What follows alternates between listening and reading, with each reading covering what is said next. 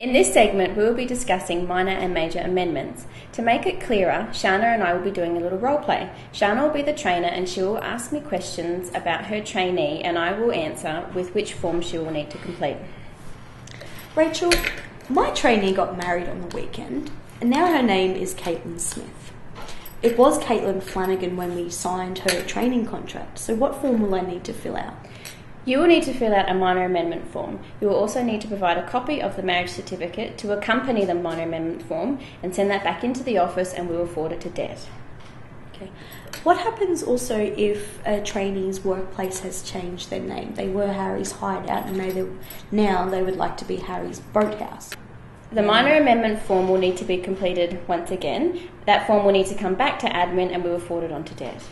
No problem. What happens by chance that the employer decides to give the trainee more time and change their employment status from full-time to part-time?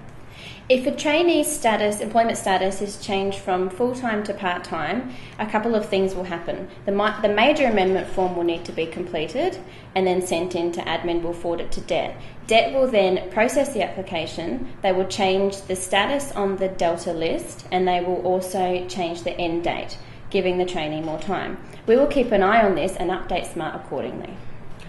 Okay, well what happens then if my trainee is absolutely brilliant and I think that they've been enrolled into the wrong qualification level? They're doing a Cert 3, but I really do think that they could handle a Cert 4. Once again, the major amendment form will need to be completed and forwarded back to admin. We will send it off to Det. Det will process the application and update the qualification on the Delta list.